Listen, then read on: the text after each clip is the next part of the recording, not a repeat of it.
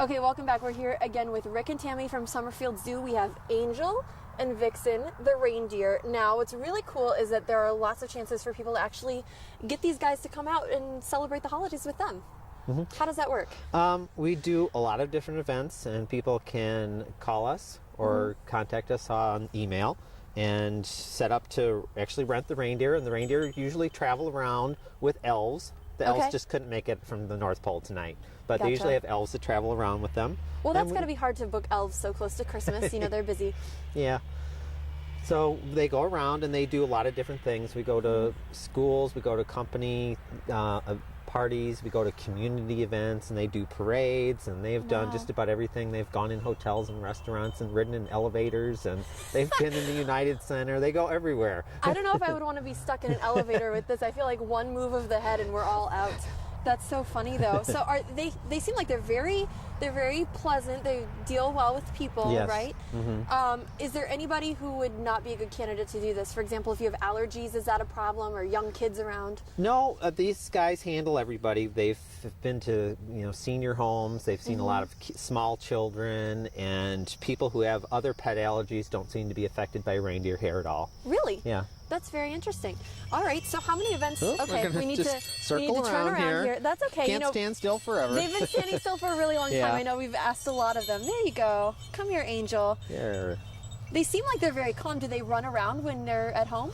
Yeah, especially in the winter when there's snow flying. Then they will run around in the pasture. Really? Yeah. Oh, yeah. Oh, that's so funny. Yeah, because they're very calm right now. That's the first that we've heard of them. Yeah, they are very calm. They will stand sometimes for hours and do pictures. Great. So they're great. And that would be such a fun party idea, or any event, to just have reindeer there and you can come get your picture taken. Yeah.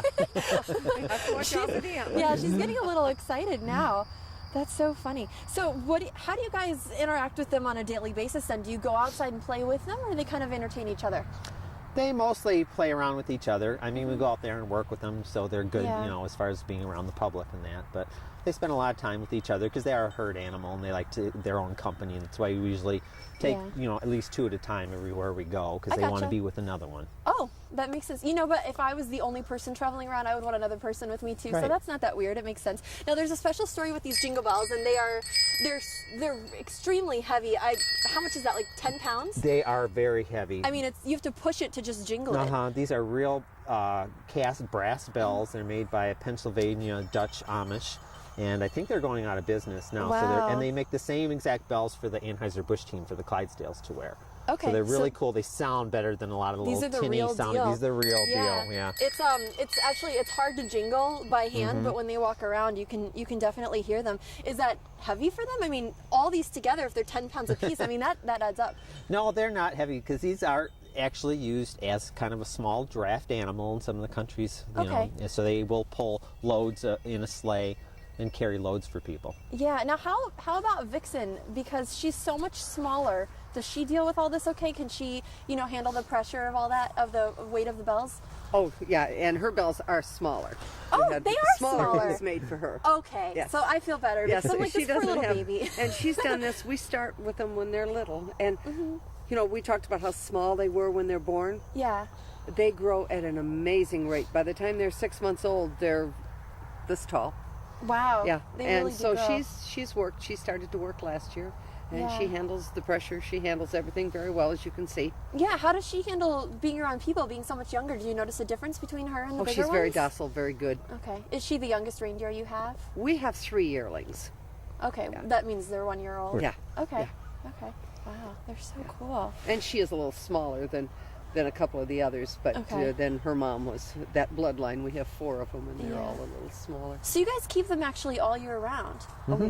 Do people come? Are they part of your exhibit out at Summerfield Zoo during the summer then too? Can people come see them? Because you guys closed. We had you on a few weeks ago when you closed for the season, so the zoo is no longer open right now. Right. But it's really cool that people can kind of call up and have them come out to their party or event or whatever. What's the best way to go about doing that? Should they call or should they email or?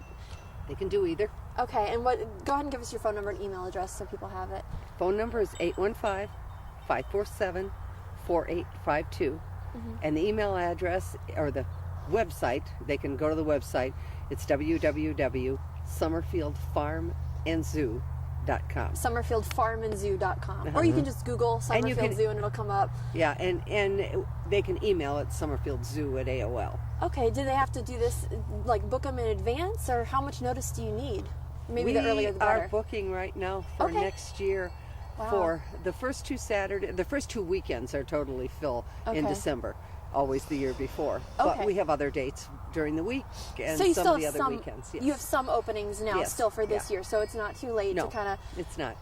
Call up. Oh my gosh, they're so much fun. Do you have any other fun stories about reindeer? Because there's so much that I didn't really know about them. In fact, there was a male, right, that you decided not to bring because his antlers had already fallen off. Is that right? Yeah, he was already out of rut and his antlers fell off, and they're pushing him around and having a lot of fun with it. When do their antlers grow in? Do they grow in at the same time? Because the females keep them longer. Oh, well, we'll see his probably the 1st of March, start to see little bubbles. Yeah. Is it like waiting for flowers to bloom? Like, no, they grow. They're actually, antler is one of the fastest growing organisms on Earth. Even the males that get the big 4 or 5 foot tall antlers, the whole growth period, it only takes 4 months to grow that. No kidding. So all these antlers only took 4 months to grow. I can't even imagine. I mean, you think of this length of like bone in a person, that would be like 5 years for a child to grow that much.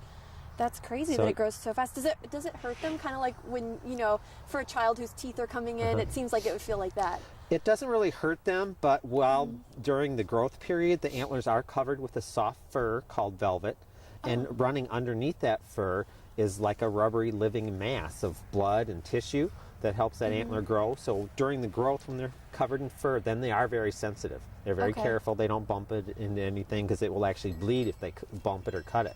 Gotcha. And so it's like that until the antler hardens up underneath, and then they're able to rub that velvet off. Yeah. Now, and see, that's what this is. That's what I was going to ask about. Yeah. She didn't get it complete. We use it for a talking point. She didn't get it completely rubbed off. And sometimes when they're young, they don't.